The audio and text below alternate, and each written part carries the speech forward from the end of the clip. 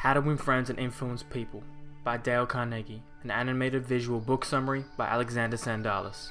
Okay, so the first thing that needs to be mentioned is this book is over 75 years old. It was published in 1936 and it stood the time. It stood test of time. This book is timeless and this book is simple to understand. That's what's great about it. So anybody pretty much of all ages can pick it up and really learn a lot. Now this book will teach and coach on how to understand people, why people do certain things they do, and how you can best communicate with other people. The little things like smiling at people and certain behavioral cues. It's such a great book, especially if you find yourself lacking in certain communication or social skills. It's one of Baron Carter's favorite books. You know, if you find people who are successful, this book is always on their list. Part 1. Fundamental techniques in handling people. Okay, so this first law or chapter is about criticism and how everybody is very quick to criticize in our society. And as human beings, we criticize a lot, whether we do it unconsciously or consciously. He says criticism is futile because it puts a person on the defensive and usually makes him strive to justify himself. Criticism is dangerous because it wounds a person's precious pride, hurts his sense of importance, and arouses resentment. And this is proved through science, through psychological studies. A psychologist called B.F. Skinner, he was performing tests on animals, and they reward animals for good behavior and poor behavior and using positive and negative reinforcement, and it showed that the positive reinforcement was much more effective. And we know this now, we know this already, but this is important to reinforce because everybody's still criticizing everybody every day. So obviously something's not right. And the book really questions like the point of even criticizing, because the thing about criticizing, you have to be tactful with it obviously, but most of the time when you criticize somebody, they end up just justifying themselves anyway. The person is always going to make it, not always, they're not always going to make an excuse, but most of the time the average person is going to make up some excuse, some reason to combat the criticism. Let's realize that the person we are going to correct and condemn will probably just justify himself or herself and condemn us in return.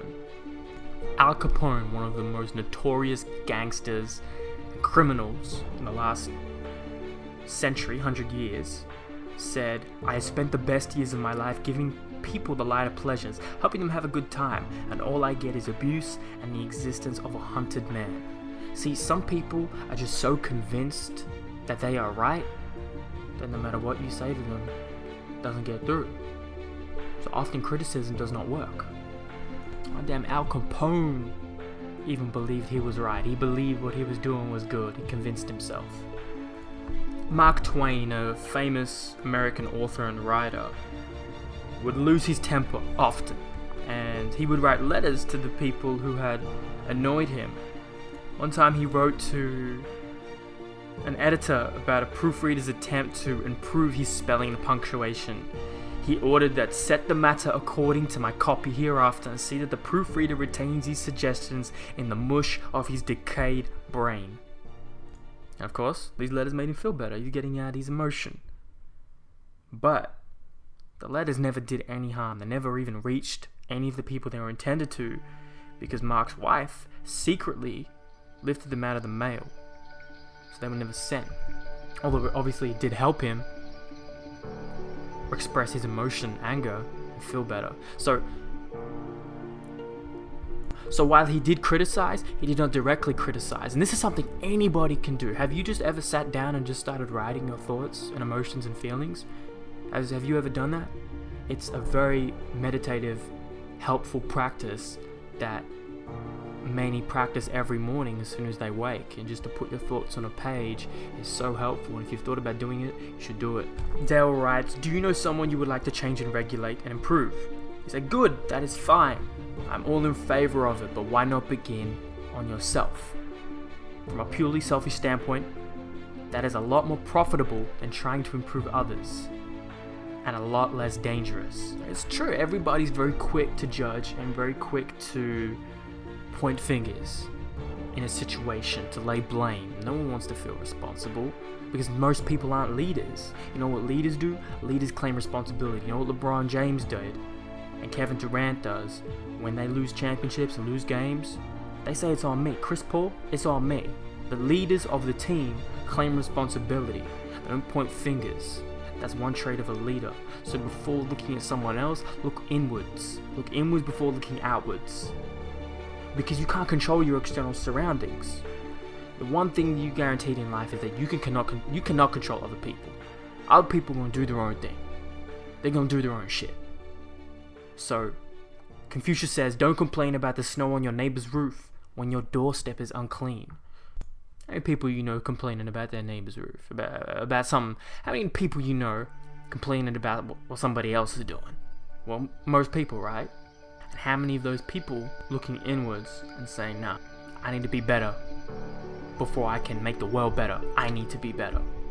And by that, you vicariously make the world better by making yourself better first. When dealing with people, let us remember we are not dealing with creatures of logic, we are dealing with creatures of emotion. Creatures bristling with prejudices and motivated by pride and vanity. This is so true. Pride and vanity, that's a masculine trait. That's prevalent in a lot of males.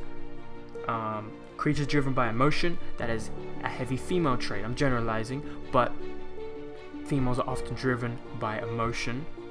Males are often driven by logic, superficialities, pride, vanity, obviously both intertwined in both genders, but I'm saying the most dominant trait that is visible. So don't forget that. Like, don't forget the way we're wired. The way we are letting ourselves be wired, rather. So it's like, don't even bother wasting your time criticizing someone. Don't even waste your time.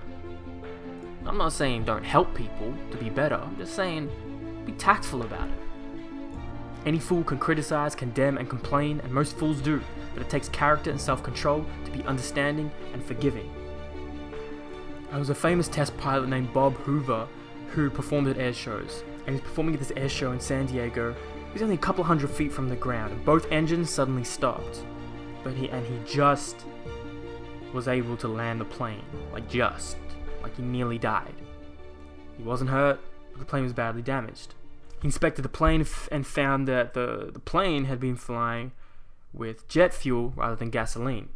So he needed to speak with the mechanic who serviced the plane, because that's a pretty big problem.